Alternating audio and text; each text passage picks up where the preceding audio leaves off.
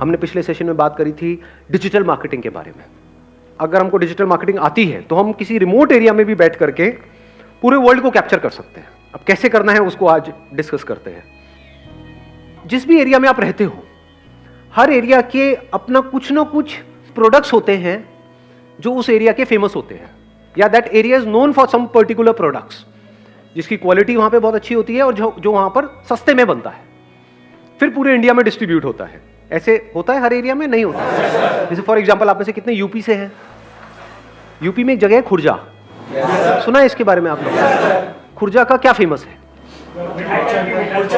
Pottery. Pottery पता है ना क्या होती है? गमले होते हैं, ये होता है, वो होता है पॉटरी प्रोडक्ट्स, प्लेट, ये वो व्हाटएवर, है ना। सेरेमिक भी बोलते हैं उसको शायद।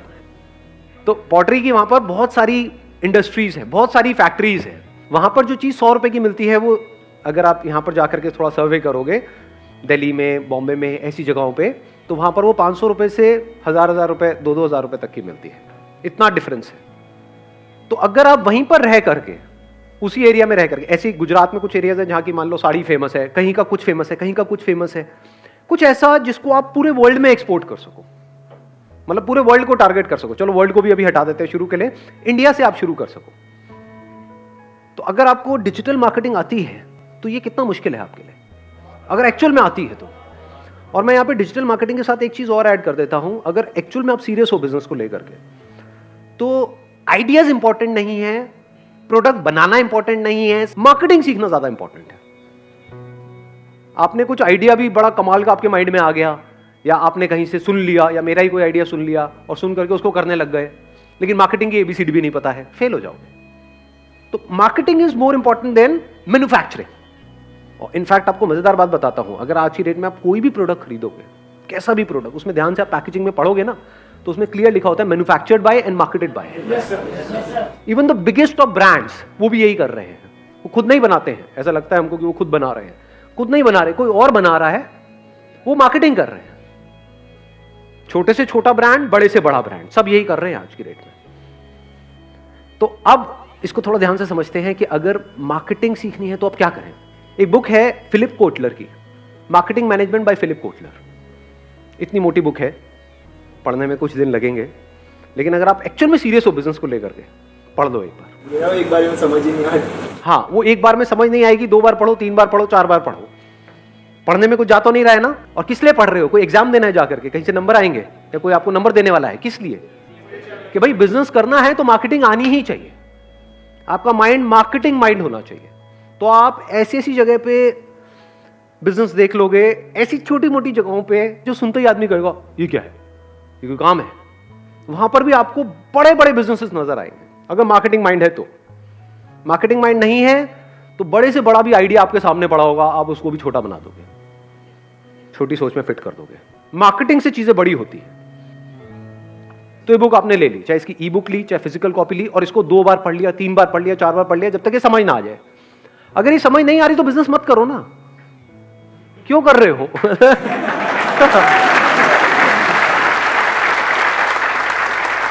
अब 2 बार पढ़ो, 3 बार पढ़ो, 4 बार पढ़ो, जब समझ आ जाए, मान लो 1 महीना लगा इस प्रोसेस में, तब सोचो बिजनेस करने का। अब कहो कि हाँ यार मेरे को फंडे तो समझ आ गए, फंडामेंटल्स मतलब थ्योरी समझ आ गई है बिजनेस की, अब प्रैक्टिकली करना है। तो पहले आपने वो बुक पढ़ी, उसके बाद में डिजिटल मार्केटिंग को सीखा, अब वो भी आपको अच्छे से समझ आएगी, क्योंकि मार्केटिंग इज मार्केटिंग।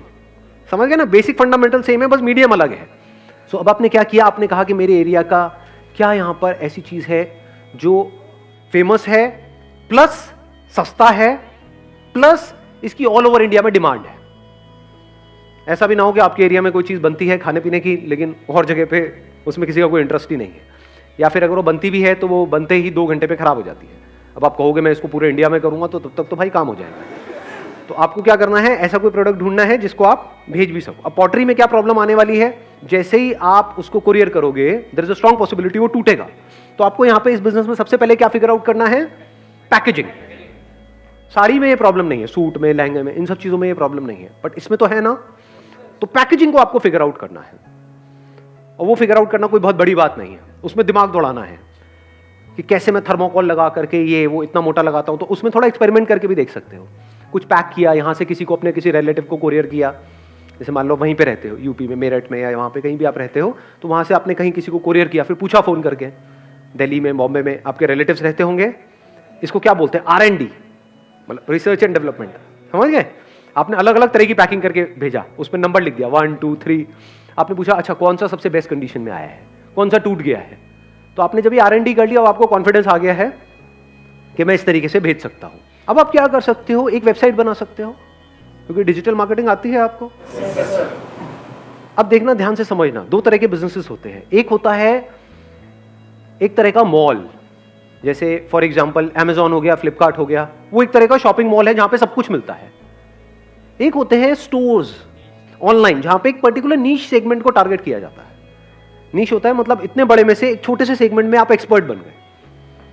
जैसे ये वाली वेबसाइट्स भी हैं, प्लस ग्रोसरी की भी वेबसाइट्स हैं। हाँ, जबकि वहां पे ग्रोसरी भी मिलती है, फिर भी ग्रोसरी की एक अलग वेबसाइट है। बच्चों के प्रोडक्ट्स भी वहां पर मिलते हैं, लेकिन बच्चों के प्रोडक्ट्स की कुछ वेबसाइट्स हैं जो बहुत सक्सेसफुल हैं। तो वो क्या हो गए, वो स्पेशलाइज्ड हो गए एक पर्टिकुलर एरिया में। तो आप भी कुछ ऐसे ही करने वाले हो।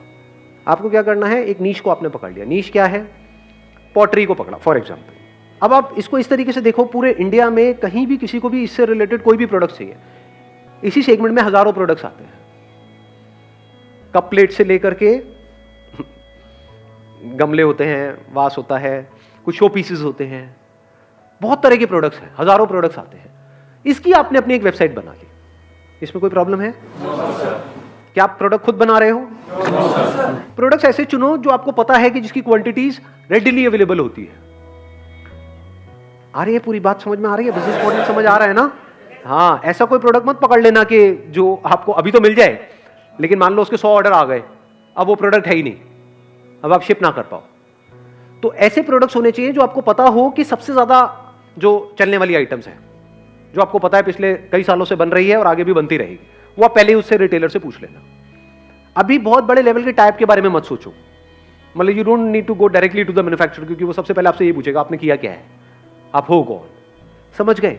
लेकिन उनके जो रिटेल आउटलेट्स हैं, वहां जो बंदे बैठे हैं, मान लो 2 4 5 साल से 10 साल से जॉब करते हैं, उनको पता तो सारा है कि क्या बिकता है क्या नहीं बिकता है। तो वहीं से आपने कुछ रिटेल में ही प्रोडक्ट्स परचेस कर लिए, समझ गए ना? कितने की इन्वेस्टमेंट हो गई आपकी? मान लो 10,000 रुपए की। अब आपको चाहिए एक ई कॉमर्स स्टोर, वो कहां से बनेगा? ई कॉमर्स वेबसाइट चाहिए, शॉपिफाई। किसने बोला ये? Let's give a big hand for him जी।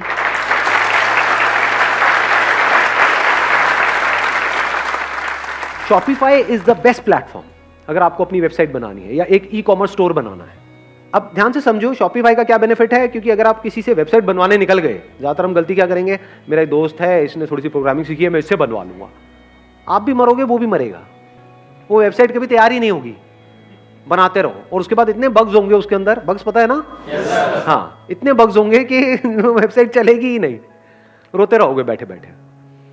तो ये गलती कभी मत करो, इसमें एक तो टाइम भी आपका वेस्ट हो रहा है, प्लस कॉस्ट भी ज्यादा लगने वाली है किसी और से अगर आप बनवाओगे। शॉपिफाई में क्या हुआ, एक ऐसी वेबसाइट है जो अगर आप खुद बनवाने निकल जाते हो तो कम से कम उसमें पता है कितना खर्चा आएगा? जिस लेवल की वो वेबसाइट है, लाखों रुपए लगने वाले हैं। तो स्मार्ट वर्क करो ना, हार्ड वर्क क्यों कर रहे हो? हार्ड वर्क क्या है कि मैं खुद बनाऊंगा अपनी वेबसाइट। उस लेवल की वेबसाइट बनाने में आपको कई साल लगेंगे, प्लस लाखों रुपए लगने वाले हैं। तब भी पक्का नहीं है कि आपकी उस लेवल की वेबसाइट बन पाएगी या नहीं, क्योंकि उसके पीछे हजारों प्रोग्रामर्स काम कर रहे हैं। उनका जो प्लेटफॉर्म है उसके पीछे हजारों लोग काम कर रहे हैं। वो वेबसाइट आपको कितने में मिल जाती है? शॉपिफाई का स्टार्टिंग प्लान क्या है? $29 पर मंथ, मतलब कितने का हो गया? 2,000 रुपए महीना हो गया। 2,000 रुपए महीने में अपने खुद के डोमेन के नाम से एक ई कॉमर्स स्टोर आपका बन गया है। आप ये कह लो 2,000 रुपए महीने में आपका एक स्टोर खुल गया है। देखना, दो तरह के अलग अलग माइंडसेट हैं। एक माइंडसेट है टिपिकल जो आपके पेरेंट्स का होगा या जो पुरानी जो पिछली जो जनरेशन है उनका होगा। वो क्या होगा, अच्छा एक काम करना है, दुकान खोल लो। कहना आसान है बट करने में कितने पैसे लगते हैं? लाखों रुपए चाहिए। पहले उसका रेंट, फिर उसको बनवाना, इंटीरियर, ये वो, फिर स्टॉक करो, ये करो, पता नहीं क्या क्या। और प्लस वो स्टोर जो आपने खोल भी लिया किसी एक जगह पे, तो वो एक ही जगह पे तो है।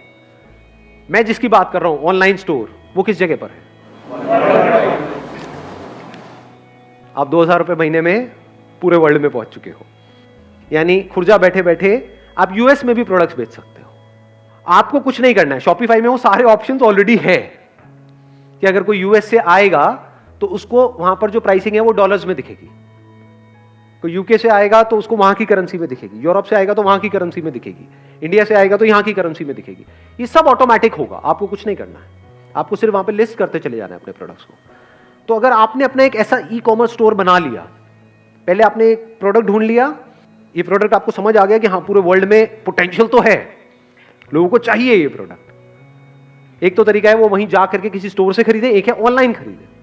तो आपने अपना स्टोर बना लिया, उसका नाम रख दिया फॉर एग्जांपल potterybazaar.com।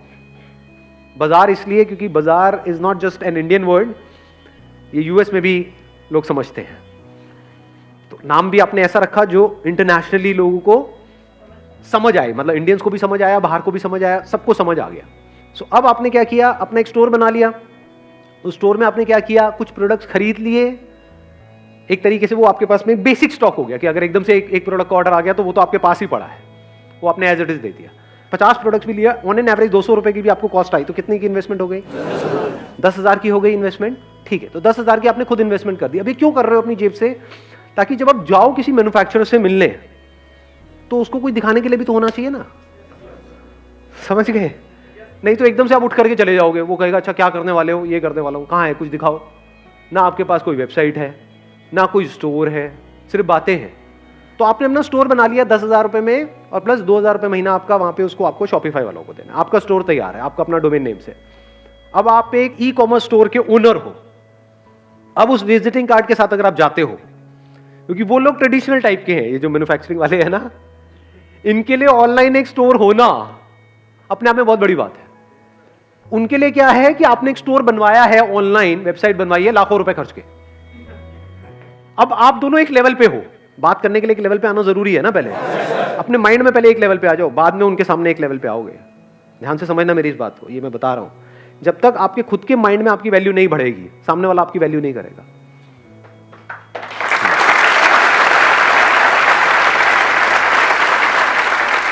आप कौन हो? आप फाउंडर एंड सीईओ हो पॉटरी बाजार के।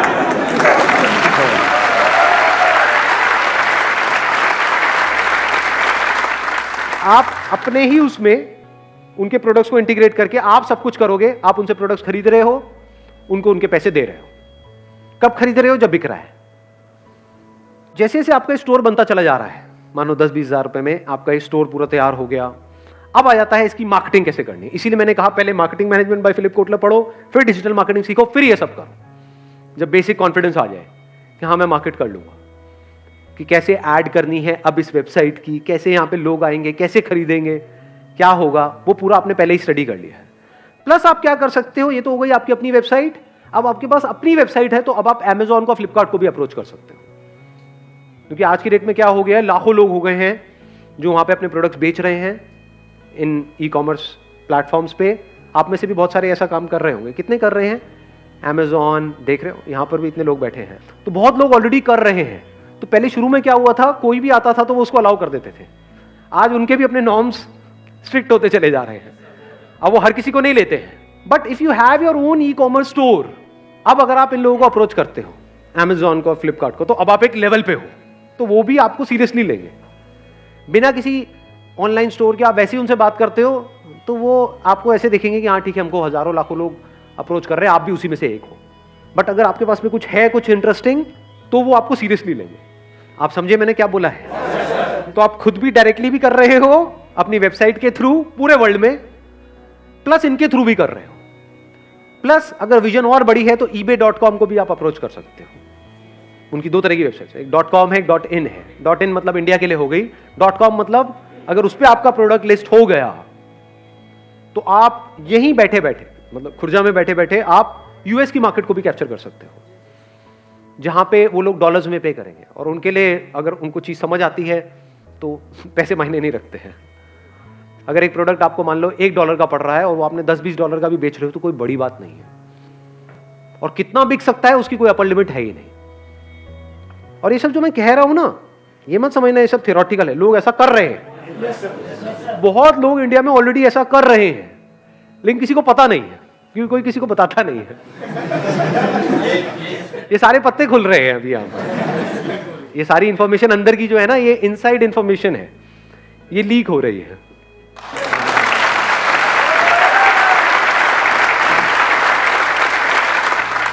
अब ये बिजनेस मॉडल समझ आ गया है? आपका एक स्टोर बन गया potterybazaar.com और प्लस आपके और स्टोर्स खुल गए हैं और अलग अलग ई कॉमर्स जो पॉपुलर जो वेबसाइट्स हैं जो बहुत बड़े लेवल पे ऑपरेट कर रही है वहां पर भी एडवर्टाइजिंग के ऑप्शंस होते हैं कि जैसे ही वहां पे कोई मान लो कप प्लेट सर्च करेगा तो अब वहां पर भी Amazon पे भी ऐड कर सकते हो। एक है नॉर्मल लिस्टिंग में आ रही है क्योंकि जैसे कोई कप प्लेट वहां पे सर्च करेगा हजारों प्रोडक्ट्स आ जाएंगे, तो वहां पर भी आपको टॉप पे आना है क्योंकि ई कॉमर्स का सीधा सा फंडा है, जो दिखता है वो बिकता है, इसको याद रखना। अगर आपका जो प्रोडक्ट है वो मान लो 100वें पेज पर है तो किसी को नहीं पता, जंगल में मोर नाचा किसने देखा, किसी ने नहीं देखा।